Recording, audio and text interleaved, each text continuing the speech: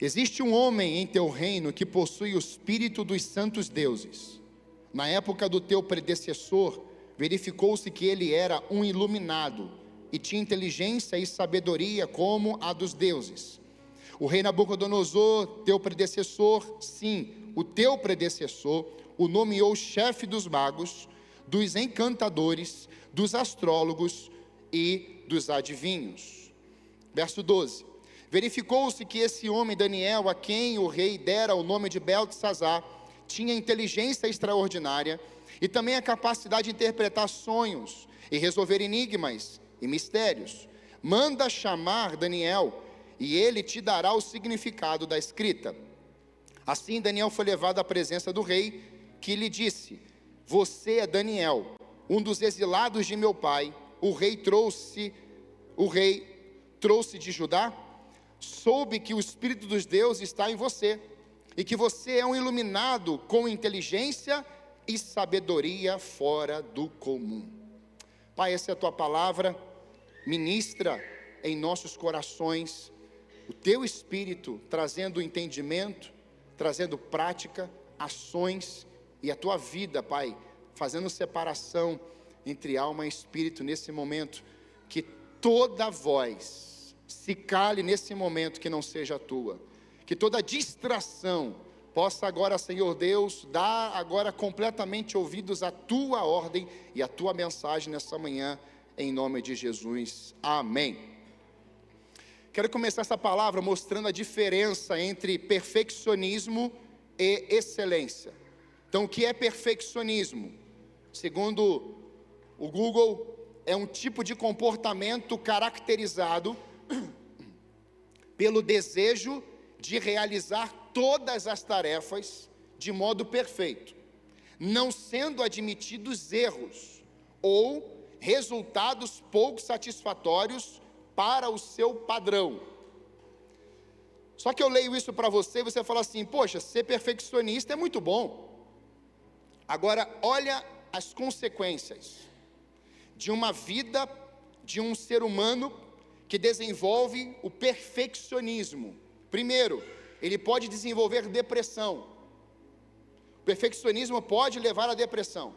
Tamanha carga, muita exigência, muita crítica de si e do outro que faz. Comparações. A mesma coisa acontece com a crise de ansiedade que vem no perfeccionismo. O perfeccionismo, ele também desenvolve a baixa autoestima na pessoa. O perfeccionismo pode levar a uma visão distorcida de si mesmo. Então ele olha para o espelho, ele vê que nunca vai o satisfazer. Então ele critica ele mesmo, e quando ele coloca esse espelho virado para o outro, ele critica o outro, porque ele já se autocriticou. Síndrome do impostor está no perfeccionismo. O perfeccionismo pode causar a síndrome em que ele vai se boicotando. Esgotamento emocional é uma carga na alma. Isso vai minando ele. Se a alma está doente, o físico vai adoecer. Se o espírito está enfermo, vai ter consequência lá no físico, logo depois. Perfeccionismo é isso, ou seja, perfeccionismo faz mal. Muito mal. Perfeccionismo num casamento pode ser destruidor. Então cuide com isso. Procure ajuda.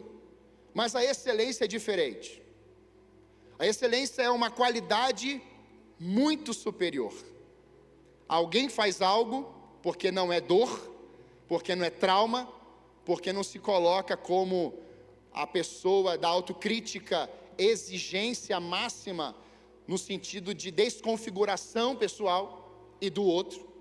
Mas a excelência, no latim, essa palavra significa o que está no alto e o que se destaca. Fala assim comigo: excelência é o que está no alto, o que se destaca. Essa segunda frase veio exatamente a visão para essa manhã e noite. Quem quer se destacar hoje? Como nós, igreja, estamos nos destacando na sociedade? Como estamos revelando uma igreja com performance, com perfeccionismo, exibicionismo, ou uma igreja que tem a visão da excelência, que ela vai se destacar por quem ela serve, ela vai se destacar por quem ela trabalha, ela vai se destacar pelo nível do amor que ela carrega de Deus, e ela revela esse amor para com o seu Deus. Paulo fala isso aos Colossenses: de tudo quanto você for fazer, faça de todo o seu coração. Então, não é por força, não é por agressividade, não é por ímpeto, não é por perfeccionismo ou pela visão perfeita de si, mas é entender que se o teu Deus é excelente, e Ele é, o teu Deus é fiel, e Ele tem atributos exclusivos dEle, Ele compartilha a nós por meio do seu Espírito, para que possamos ser desenvolvidos nessa trajetória de vida, a qual somos filhos, e Ele Pai, Ele Senhor, nós servos, Ele Supremo Deus, e nós somos os súditos, nós somos os arautos, nós somos os cooperadores da sua obra, amém? E aí é interessante, porque eu queria olhar para esses homens aqui, esses homens que vão identificar atitudes que revelam espírito de excelência. Não eram perfeccionistas, eram excelentes em tudo que fazia. Daniel e seus amigos receberam coisas da vida e de Deus. Presta atenção nisso. Daniel e seus amigos semearam na vida. Diga assim: Daniel, seus amigos semearam na vida, mas também semearam em Deus. Então são duas semeaduras: vida natural e semeadura vida sobrenatural. São duas coisas distintas, mas que em algum momento elas vão se encaixar. E é interessante porque esses homens vão vivenciar isso antes do exílio, vão vivenciar isso no período de exílio. Então já vou explicar daqui a pouquinho o contexto de tudo isso aqui. Diante dessas semeaduras para com Deus, receberam de Deus. Quem semeia do reino, colherá do reino. Quem semeia em Deus, vai colher de Deus. Eu semeio uma semente, a Bíblia diz que eu vou colher a 30, 60 e a 100. Eu semeio a entrega do meu coração. O que vai acontecer nessa ação do Espírito? Ele entra em mim e Ele começa a me fazer crescer, ou seja, vai multiplicando quem Ele é na minha vida.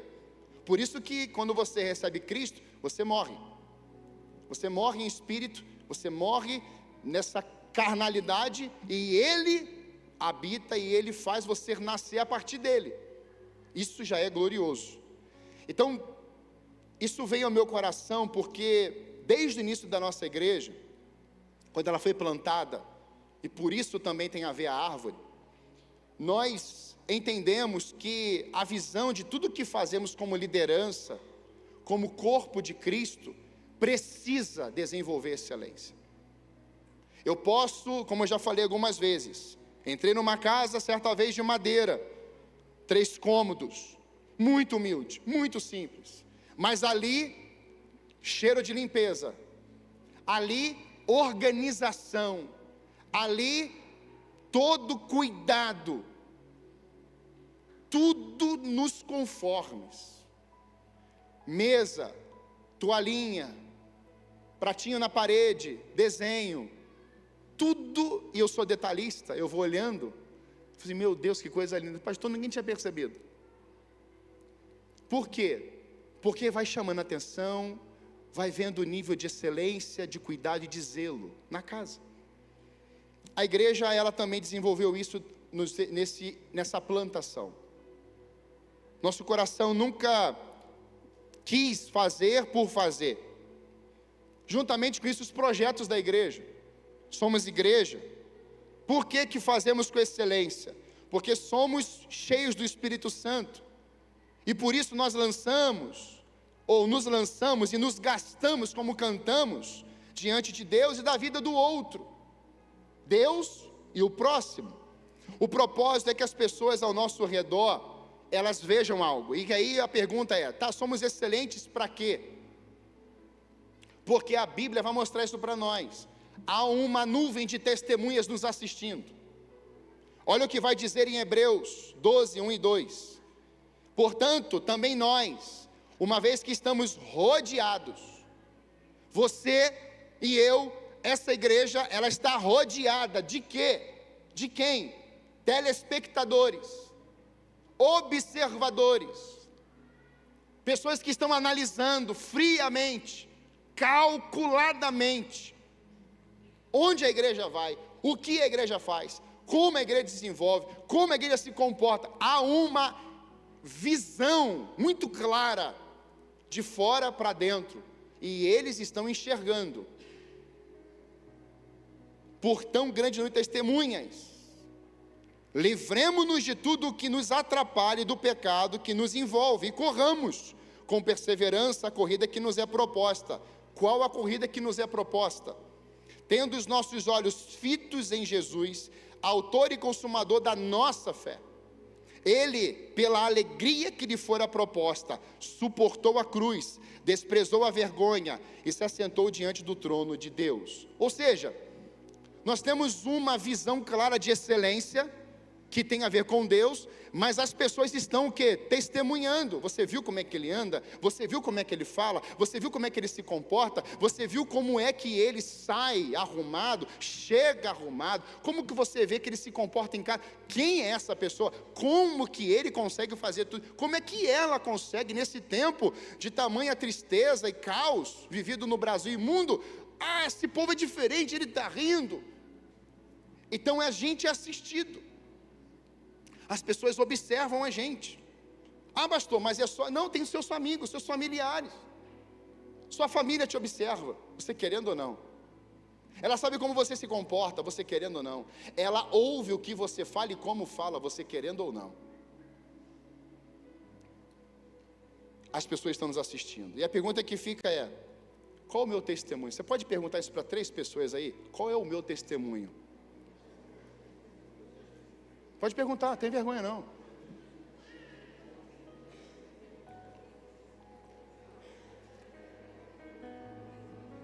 Qual é o meu testemunho diante dessas vidas?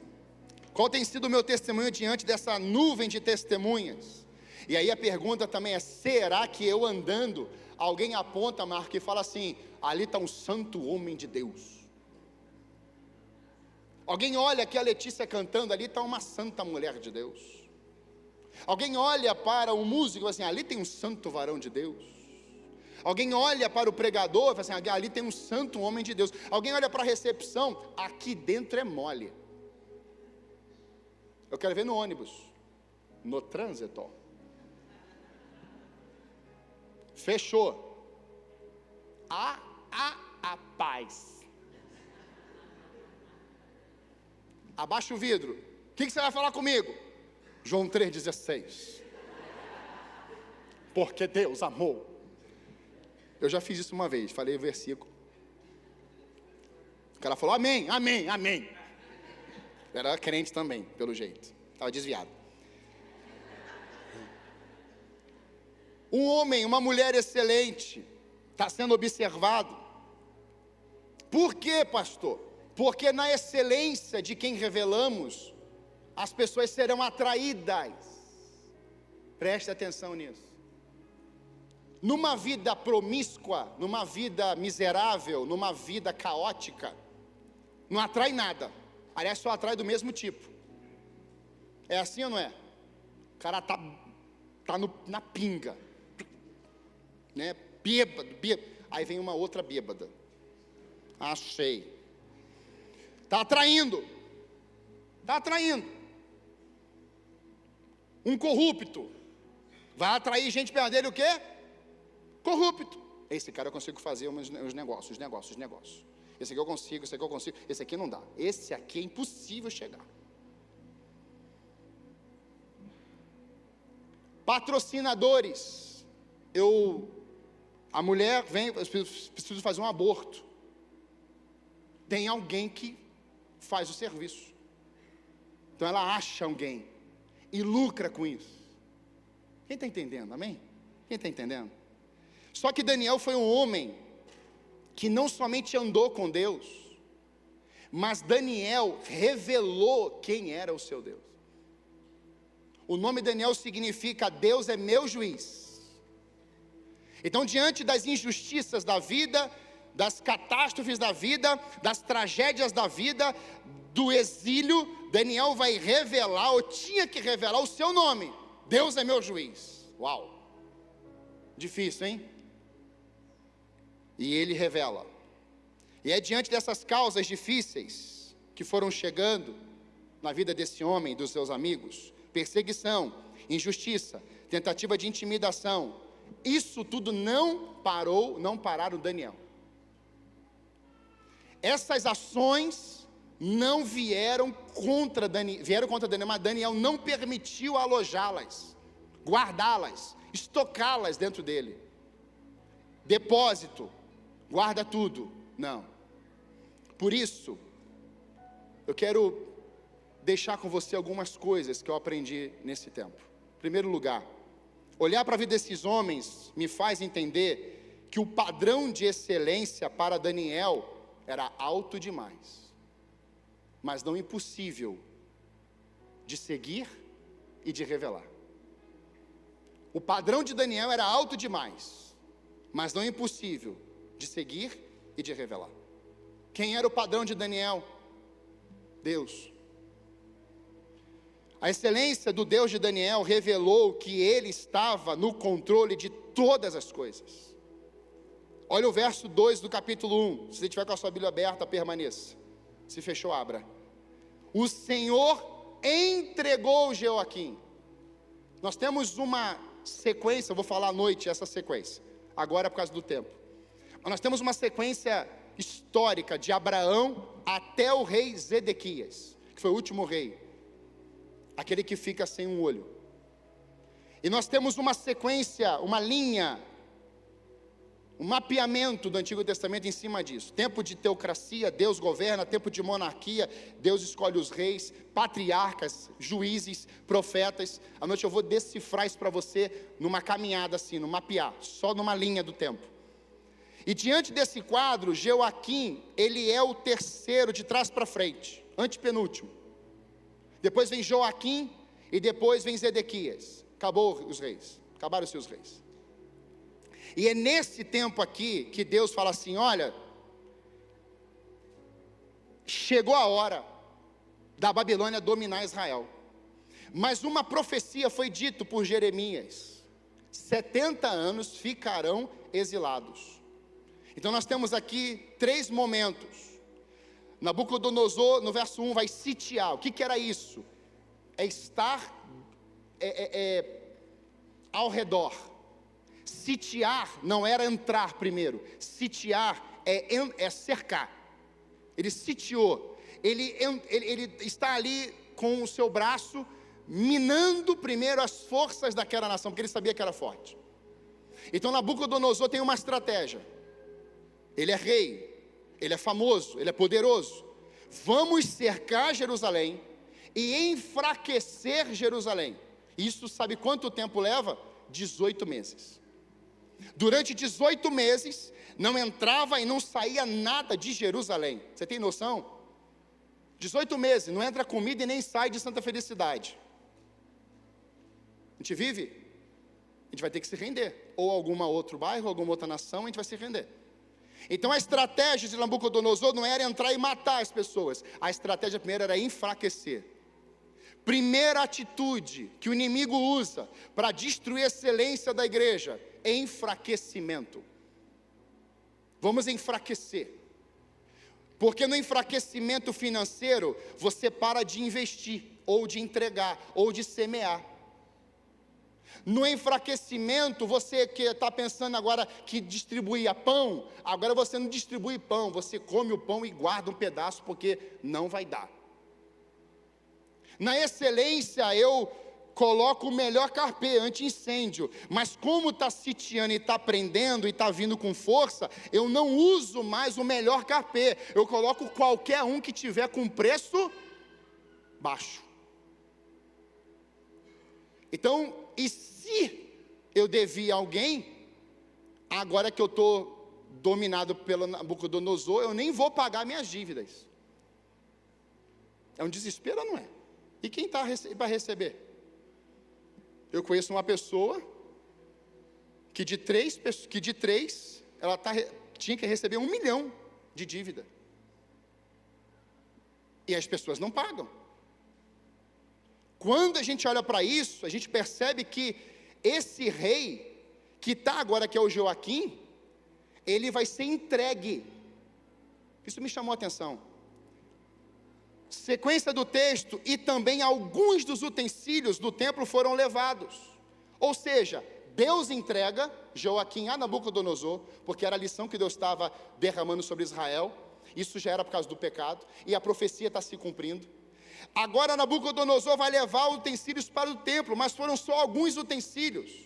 Por que que Deus entrega e por que que é o mesmo Deus que libera só alguns utensílios? Porque não tem a ver com a forma que Nabucodonosor queria fazer, não tem a ver com a velocidade que ele queria fazer, não tem a ver dele levar tudo e destruir tudo. Deus, mesmo autorizando Nabucodonosor a entrar e a possuir Jerusalém, Deus estabeleceu um limite, alguns utensílios, e eu é que vou te entregar o rei.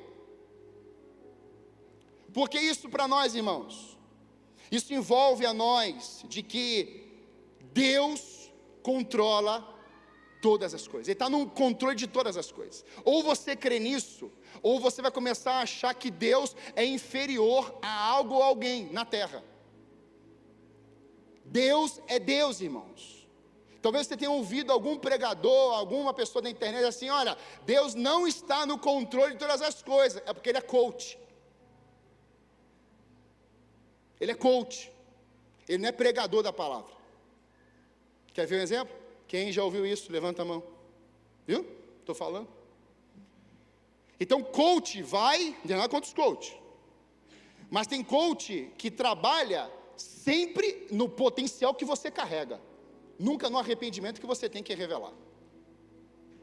Então nós entramos nessa linha. O nível de excelência é performance humana.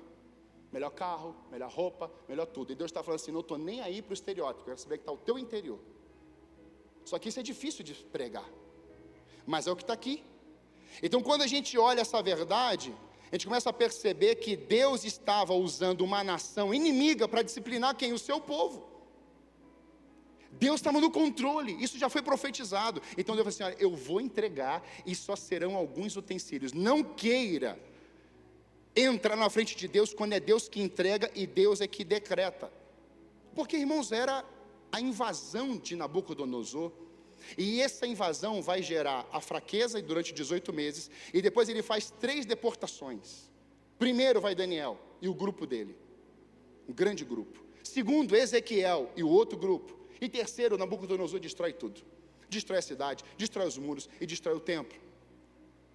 Esse povo vai para o exílio babilônico. Por que que Nabucodonosor não quis ficar ali? Quando você conquista uma terra, normalmente você permanece e faz daquela terra o que você bem quiser. Não é assim com as nações? A briga entre Rússia e Ucrânia é isso. É uma terra. Olha a Palestina, olha Israel. Terra, brigas, guerra, terra. Tudo tem a ver com pedaço. Sendo que já tem nação que já está escrito que aquele pedaço já estava legalizado, a república, a visão já está lá, concretizado, está assinado, mas mesmo assim alguém quer entrar lá. É nesse tempo, irmãos, é nesse contexto que a gente começa a perceber que, além de Deus estar no controle, Deus determina como que vai ser. Então Nabucodonosor está lá, talvez pensando: agora eu vou pegar todos os utensílios. Nabucodonosor, só alguns. Quem manda sou eu. Foi eu que autorizei você a cercar Jerusalém e a pegar o meu povo e levar para a Babilônia. Se você está pensando, e eu, todos nós aqui, de que a gente chega para Deus e fala assim: Deus, vai ser do meu jeito, e Deus vai ficar batendo perna. Eu quero. Não. Deus não tem compromisso com os mimados. Deus tem compromisso com a sua palavra. Deus não tem compromisso com vozes humanas. Deus tem compromisso com a verdade dEle. Deus tem compromisso com as promessas que você alimentou do seu próprio coração, mas Deus tem compromisso com as promessas, a palavra dEle que Ele profetizou e declarou sobre a tua vida. Ele tem compromisso, porque a Bíblia vai mostrar para nós isso. Não é filho do homem para que minta, nem se arrependa. Então Deus tem compromisso velada pela sua palavra. Jeremias fala isso. Velo sobre a tua palavra. Eu velo sobre a minha palavra. Essa excelência, irmãos, de Deus, que era o padrão de Daniel. Você tem a criação, você tem o chamado e apontamentos proféticos na visão para Cristo.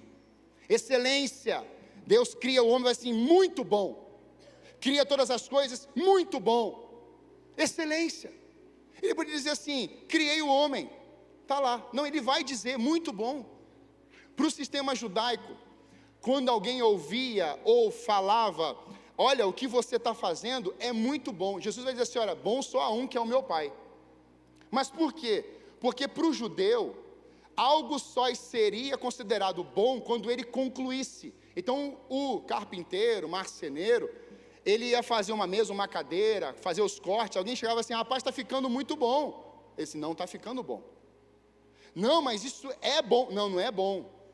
Quando ele pegava a cadeira, preparava ali a espuma, costurava, a cadeira ficava pronta, ele mesmo podia dizer, ficou muito bom. Passava pelo crivo, análise, qualidade, está muito bom. Então Jesus dizia, olha, não é bom, eu não sou bom, bom só o meu Pai. Por quê? Porque Jesus tinha que concluir a obra, e a obra era até a ressurreição. Então talvez nós estejamos olhando a partir da nossa ótica, olha o que eu estou fazendo é muito bom, do jeito que eu estou agindo é muito bom. A pergunta é, na ótica de Deus, é bom ou não é bom? Mas é o chamado, quantas vezes Deus chamou, olha o que está em Gênesis 22, 16 a 18, o nível da excelência de Deus, o padrão de Daniel.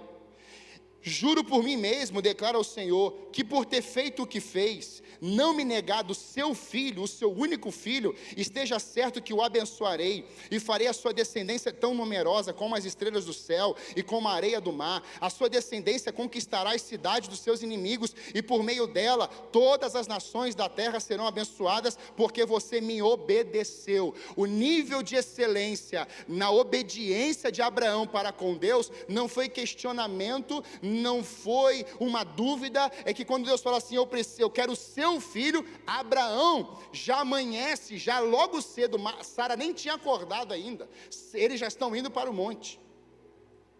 Qual o nosso nível de entrega, irmãos? Será que tem sido igual a Abraão? Entregar o filho? Pois é, mas o Pai, Deus Todo-Poderoso, entregou o único.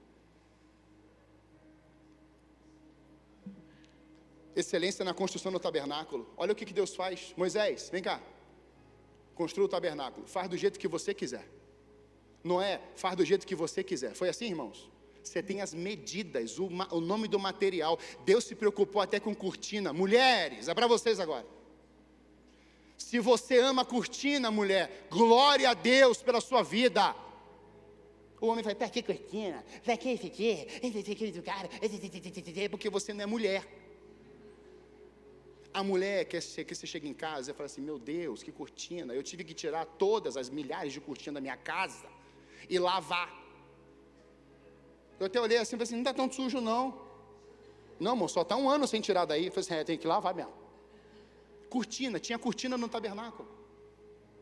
Deus foi colocando o nível de excelência para quem, irmãos? Para Moisés. E Moisés iria transmitir isso para o povo.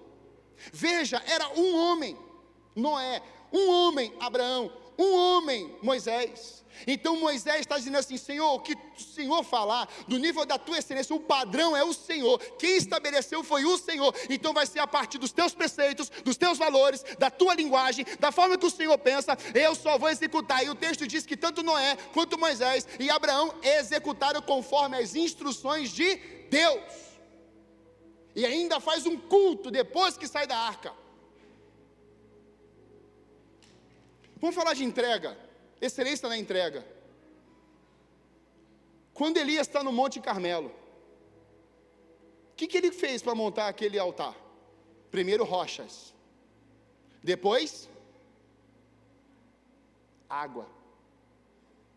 Eu te pergunto, quantos anos ficou sem chover? Pode falar.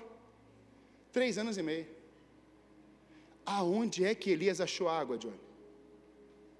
Irmãos, para mim, Elias guardou água. Está guardada aqui, ó. Porque vai ter o dia que não vai ter água, mas essa água, que lembra dos servos de Davi? Atravessaram terra inimiga para buscar água para Davi. Davi lançou na terra, não vou beber essa água. Ofertou água.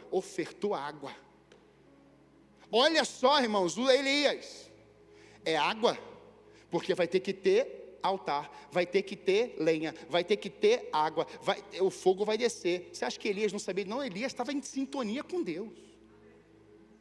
E ele sabia, irmão, de que em algum momento ele precisaria colocar água naquele altar. E ele pega essa água e ele coloca no altar, e não foi um copo, não foram 2, nem um bode, não, foram várias vezes, indas e vindas. E aquele ambiente ficou encharcado, diga assim, encharcado de água, mas não chovia há 3 anos e meio, irmãos. Isso é uma mensagem para nós. Semeie até o que você não tem. Semeie quando você não vê. Semeie quando você não consegue ter esperança. Semeie, porque quando você semeia no padrão de Deus, na boca dele pode sair uma ordem: multiplica. É só 5 pães e 2 peixes, mas entregou. E sobraram 12 cestos. Que nível de excelência do ensino dos pais daquele menino. Nunca coma tudo sozinho. Divida. Excelência no ensino. Bem, aqui eu estou conjecturando. Excelência na construção do templo de Salomão. Ou seja, estou falando de padrão do Daniel, mas eu te trouxe vários links na história de homens que olharam para Deus assim, o padrão é alto. 2, a excelência de Daniel quanto à sua fidelidade a Deus, apesar de um passado de dor, e mesmo diante dos poderosos da Babilônia. Daniel foi excelente a Deus, mesmo sendo arrancado. Daniel, quando era adolescente, para jovem, ele é arrancado da sua cidade, pátria, templo quebrado, destruído, cidade destruída, seus pais morrem, seus vizinhos morrem, todo mundo morre. Daniel vai para lá. Faz algum sentido para vocês? Às vezes a gente tem que dar um passo que vai trazer um amargo. A gente já faz uma revolução, irmãos. E Daniel foi arrebentado, escravo. De um dia, tudo. No dia seguinte, escravo. De um dia, casa, família, bens. No outro dia, escravo, corda na mão, Babilônia. De um dia, templo, oração. Do outro dia, não tem mais templo. Cadê o templo? Não tem mais nada. Do dia para a noite. Em meio a uma geração corrompida, Daniel possuía valores absolutos. Mesmo adolescente, conhecia Deus. Era jovem, mas sabia o que era certo e errado. Mesmo no alvorecer da vida, não permitiu se contaminar com relativismo moral. Daniel não permitiu que o carnaval da Babilônia governasse o coração dele por uma ferida, ou feridas, de retirada da pátria, de destruição do templo, e Daniel sabendo que Deus estava no controle, e Daniel sabendo que isso tinha a ver com Deus, e Daniel sabendo que os pais ensinaram que o contexto do templo tinha história, tinha família, tinha adoração a Deus. Daniel não estava interessado na Babilônia, Daniel estava interessado no sitiar de Nabucodonosor em Jerusalém. Daniel não estava olhando os problemas, a crise, a dívida, não estava olhando para sua família. Daniel estava olhando para o altar de Deus. Quem está comigo aqui? Isso precisa ser um grito da igreja hoje. Mas qual é o grito, irmãos, de muitos? Alma. A alma grita, a alma fala, a alma arrebenta com a pessoa e arrebenta com o próximo. Falaram mal de mim, me perseguiram, me caluniaram, e a pessoa vai brigando, ela vai brigando com o outro. A questão é quem é o teu padrão? Daniel está saindo da Babilônia como um adolescente jovem, um menino. E você conhece, eu trabalhei com essa faixa etária há 20 anos quase.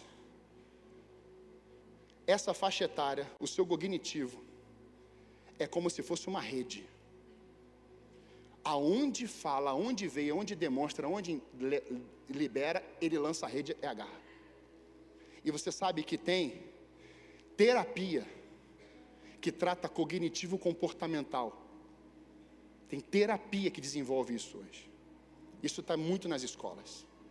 Então, quando Daniel está vindo com tudo aquilo que ele foi arrebentado, você acha que Daniel está andando pelo caminho falando assim, Deus abandonou nós. Deus abandonou a nossa casa. Deus abandonou a igreja. Olha o templo, Deus se revelava no templo. E desde quando Deus ficou preso a templo? Nunca. Deus é Deus. Deus é o Criador de todas as coisas. Deus é o Supremo. No meio das tragédias, Daniel não permitiu que o seu coração adoecesse.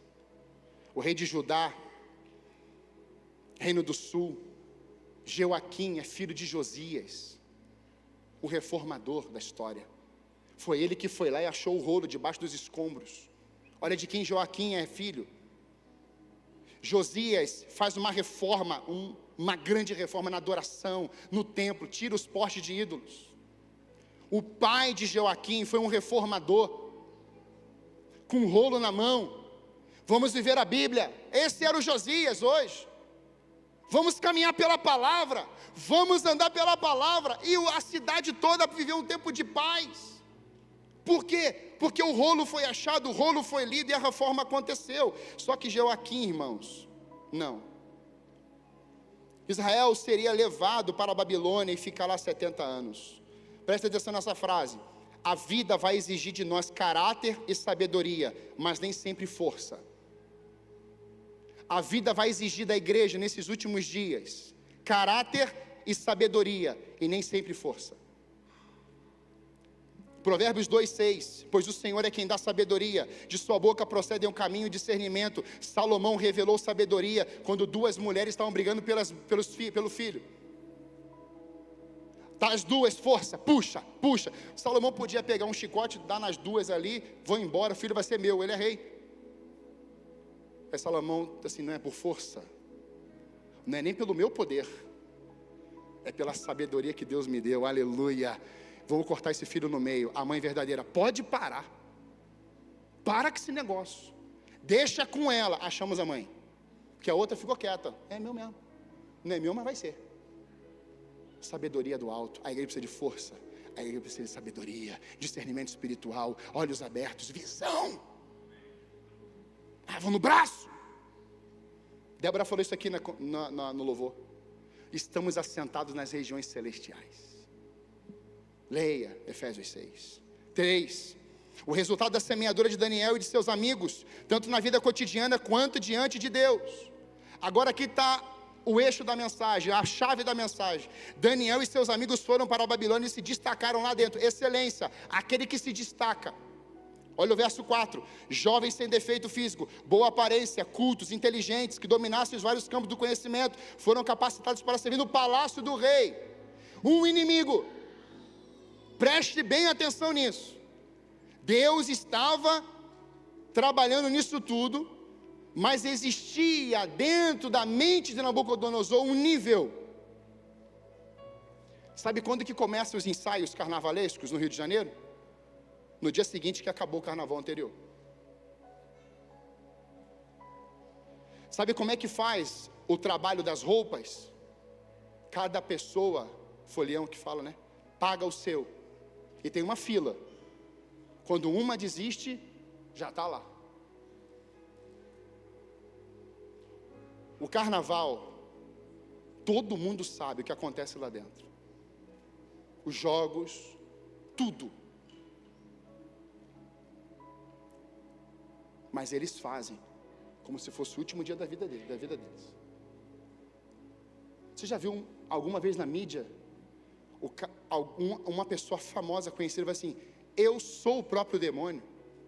Você já ouviu isso? No carnaval.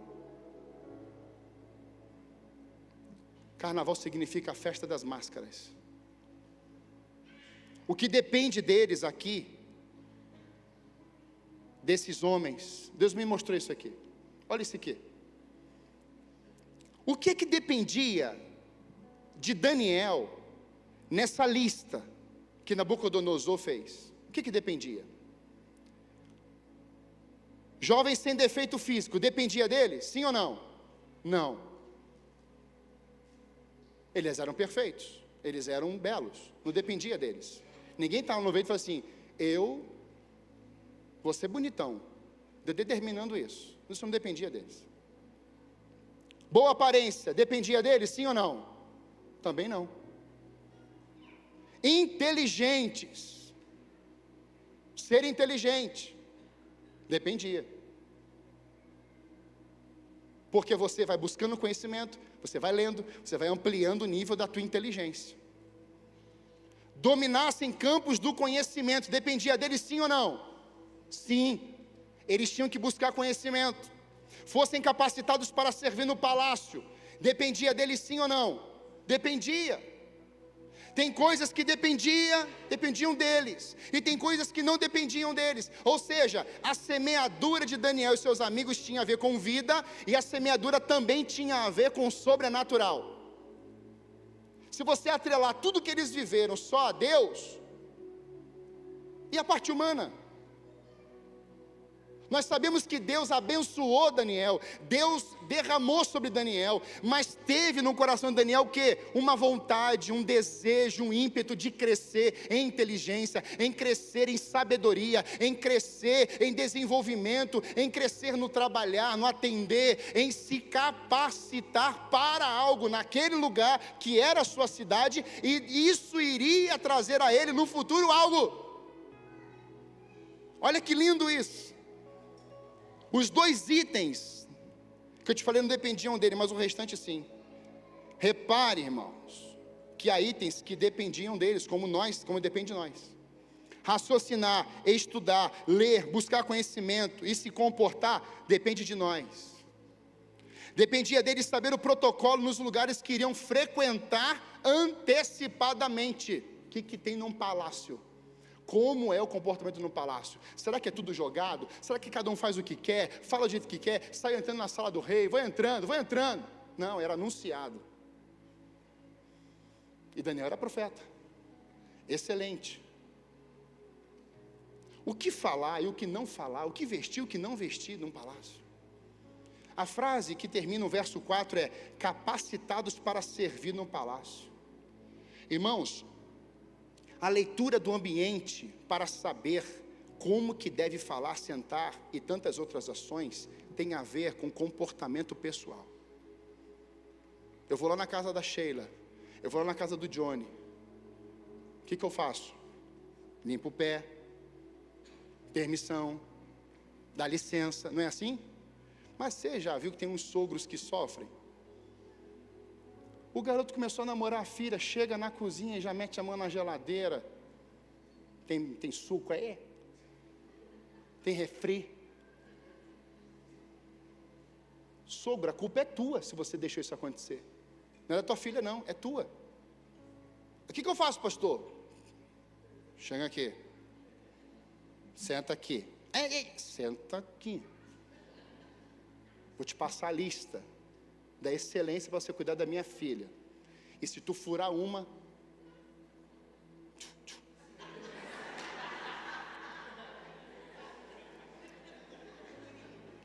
já um aviso aí, quem tiver de olho, entendeu? Deus está falando forte agora.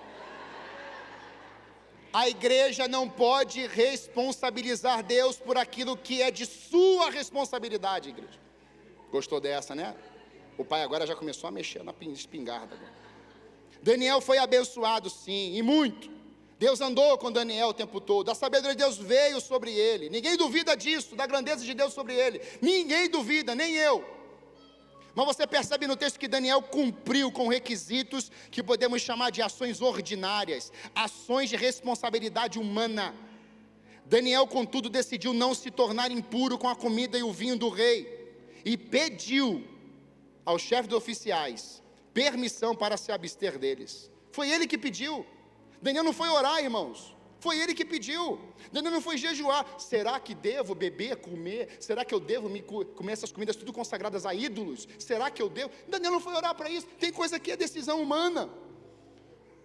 Daniel, excelente, inteligente, saudável, culto, capacitado, servindo no palácio, tudo natural e sobrenatural. Daniel, você semeou na vida, você vai colher da vida. Agora, quando você semeou em mim, você vai colher de mim. Daniel tinha um relacionamento íntimo com Deus, orava 3 vezes por dia, e quando ele entra na cova dos leões, eu falei assim, isso não é capacidade humana, isso é proteção divina. Eu vou estar com você nessa cova dos leões. Aleluia! Tá os amigos de Daniel, uma excelência. E aí o Nabucodonosor, se não me prostrar diante da minha imagem enorme, vocês vão todos morrer. Todo mundo se dobra. Tá o Sadraque, Mesaque, Abednego, tudo de pé. O pessoal olha e fala assim, olha lá, eles não estão revelando uma excelência a ti. E chega aos ouvidos de Nabucodonosor, ele fica irado. Chama os 3. Vocês não vão ter outra oportunidade. Nós não precisamos de outra oportunidade. Se o Senhor nos mandar matar, glória a Deus. Mas se vivermos, é glória a Deus. Que nível de excelência é essa, amados irmãos? Pode enfiar a gente na fornalha, mas nós não vamos negar a esse Deus. Não vamos titubear. Só que Deus, irmão, já sabia que eles iam falar isso. Deus é onisciente, onipresente, onipotente. Ele conhece o passado, o presente e o futuro. E Deus entrou na fornalha. E eles viram o 4º elemento. Deus entrou na cova dos leões. Eles viram Deus lá. Você pode renunciar ao mundo, o pecado, e Deus não vai te abandonar. Você pode sofrer uma demissão por você não assinar um contrato ilícito. Deus vai te abrir outras inúmeras portas. Pode escrever o que eu estou dizendo. Ah, pastor, e aí? Processo seletivo. Você está pensando que o rei vai botar qualquer um perto dele? Pode fazer a seleção. Quem são? Inteligentes, cultos, bons, os bons, eu quero os bons. Nabucodonosor tinha uma estratégia: ampliar o poderio babilônico, com gente boa. Essa era a estratégia dele. Ele fez isso com o povo de Israel. Deixa eu te fazer uma pergunta. Se Deus colocasse a gente hoje dentro do Palácio do Planalto,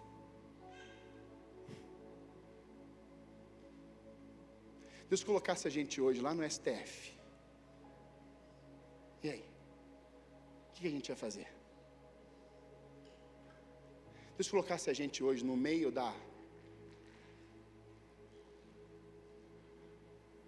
do podrão, o que a gente ia fazer? O nível da tua entrega será o nível da tua excelência. Nabucodonosor foi esse rei poderoso. No entanto, ele não sabia fazer tudo. Ele sabia que algumas áreas ele dominava, mas não sabia tudo. Nabucodonosor falou assim: por eu não saber tudo, eu preciso de gente qualificada para me ajudar. Você está entendendo a cabeça do rei? Irmãos, o rei Nabucodonosor, ele foi maligno, depois ele se converteu. Sabia disso? Acabe não, mas ele sim. Nabucodonosor teve encontro com Deus. Nabucodonosor faz um processo seletivo para ampliar o seu poderio. Ele era bom em muitas coisas. Homem ou mulher que diz: eu sou bom em tudo. Vai ler 1 Coríntios 10. Aquele está de pé, cuide para que não caia. Tem queda. Mas quando a pessoa diz: eu não sei fazer essa área, eu não sei tocar violão como o Cris, você pode me ensinar? É diferente. Aquele ambiente estava recebendo um homem excelente. O Espírito de excelência abre portas em ambientes inimagináveis. Daniel, com o Espírito de excelência, não se preocupou com portas abertas, porque Deus é que abre e fecha. Então, onde estava, na sua casa, com a sua família, Espírito de excelência. Foi levado escravo, Espírito de excelência, porque estava dentro dele. Esse processo, irmãos, seletivo, me mostra como que Daniel e seus amigos se comportaram diante do rei e de tudo aquilo. Você vai lembrar que quando Nabucodonosor manda chamar os seus astrólogos, adivinhos, eles vão dizer que, não, veja, você precisa me contar o sonho. Ele fala assim, eu não vou contar sonho nenhum. Eu acho, é um achômetro aqui, que Nabucodonosor sabia o sonho. Ele só queria que alguém interpretasse e falasse qual era o sonho, para ver se os caras realmente tinha lá. E eles não conseguiram falar nem o sonho. Aí Nabucodonosor fala assim, vocês estão me enrolando, vocês estão querendo ganhar tempo. E o decreto do rei era assim, se vocês não falarem o sonho e não interpretarem, eu vou mandar matar todo mundo. Agora chega Daniel. O Danielzinho chega, e o Danielzinho é apresentado, porque um oficial vai falar para Daniel isso. E Daniel fala assim, mas como? O que ele está pedindo é muito difícil mesmo. Está vendo o nível do coração de Daniel? O que ele está pedindo é impossível a esses astrólogos adivinhos, esses magos aí. É impossível, Esther, é impossível. Então deixa eu te levar até o rei, pode me levar. Quando o rei está recebendo Daniel, preste atenção aí, mas eu vou fechar aqui para a gente fazer a ceia e ir embora. Quando Daniel fala, ouve do rei, tem que interpretar, Daniel fala assim, rei, o que você pede é muito difícil. O que você está pedindo é impossível. O que Daniel está fazendo? Protegendo a classe dele. Quem está entendendo isso aqui? Daniel podia falar assim, ó, pode matar geral, que eu te interpreto tudo. Deus me deu o dom. Já viu gente assim? Eu tenho o dom. Bata o pé, revela. Levanta a mão, todo mundo cai. E começa nos mistérios. Daniel, eu tenho o dom, mas agora mata não, rei. Os caras já estão assim, meu Deus, ele vai falar, a gente vai morrer. E os caras agora estão falando assim, o Daniel defendeu nós. O Daniel está do nosso lado. O Daniel, que eles estão olhando para quem? Daniel. Tirou os olhos do rei. Daniel é o nosso salvador. Aí depois ele fala assim, mas rei, o Deus a qual eu sirvo, Criador dos céus, Ele me deu um dom. Destaque para Deus: proteção aos inimigos, exaltação a Deus e dom. Em último lugar, eu tenho um dom. E por causa de Deus, que eu consigo interpretar sonhos e mistérios, é que eu digo com o que você sonhou. Você sonhou com uma grande imagem, cabeça, e ele vai decifrando. E aquele sonho era a destruição de Nabucodonosor. Será que quando a gente vai dentro da Babilônia, Deus fala assim, eu vou te entregar um recado para você falar para esse faraó aí, para esse rei aí. A gente vai falar. A questão não é se a gente vai falar, a questão é como nós vamos falar. Olha, vocês, era para tudo no fogo. Eu vou proteger vocês. Por quê? Porque Daniel tinha um espírito de excelência. E na linguagem de hoje seria, eu quero que esses também se convertam. Então ele aponta para Deus, e depois ele aponta para o dom. Ele interpreta tudo. Como estamos nos comportando dentro dos palácios? Como estamos nos comportando onde andamos? Sabe por quê? A equipe vai distribuir, pode distribuir a ceia. Você vai receber os elementos agora. E aí alguns nesse momento aqui falam assim, eu não sou digno de sentar à mesa com Cristo. Sabe por quê? Porque você está olhando para o pecado que você cometeu hoje ou ontem. E que bom que você está tendo essa análise. Porque a Bíblia diz para que a gente venha a fazer uma autoanálise. Examine-se, pois, o homem a si mesmo. E que bom que você está analisando. Só que você não pode analisar e parar. Você tem que analisar, se arrepender e sentar à mesa. É você estar em comunhão com a mesa. Isso precisa estar na tua cabeça. Pode servir, equipe. E é diante desse quadro que a gente olha para a excelência de Cristo, que na cruz diz: Pai, perdoa-lhes, eles não sabem o que fazem. Pai, eu sei que o Pedro vai me negar. Pai, eu sei que o Judas vai me trair. Mas os caras estão sentando na mesa. E Jesus pega a toalha, uma bacia, Alexandre, e água, e vai lavar os pés dos homens. Irmão, se a gente falar para lavar o pé de inimigo, a pessoa quase vai ficar endemoniada. Está maluco, não vou. E Jesus fez tudo isso. Agora preste atenção nisso. Quando que Jesus desistiu da caminhada dele? Quando que Jesus disse: não vou para a cruz? Quando que Jesus disse: eu não vou? Tudo que Jesus fazia, ele fazia com excelência. Ele fala isso para Paulo, e Paulo fala assim: ninguém coma antes de todos estarem à mesa. Excelência na família, excelência no cuidado. E aí, irmãos, foi o sangue excelente, perfeito, que cobriu os nossos pecados. O nível de excelência de Jesus é que ele fala a última frase: a ti entrego o meu espírito. Não foi a morte que matou Jesus, foi Jesus que matou a morte. Nessa manhã tem lugar na mesa, porque o excelente, o perfeito, está na ponta dela. Pastor, mas o Senhor me feriu. O Erickson me feriu. Você está olhando para o imperfeito. Agora olha para o perfeito. Olha para ele, o justo juiz. Quem era? O que significava o nome de Daniel? A equipe do louvor pode. O que significa o nome de Daniel? O Senhor é meu juiz. Quem é o nosso justo juiz? É Jesus. Ele é o nosso advogado. Então você tem que correr para ele. Me perdoa, Senhor. Me perdoa, Senhor. Olha para esses elementos na sua mão. Todos estão convidados a participar. Você crê que Jesus é o Senhor e teu Salvador?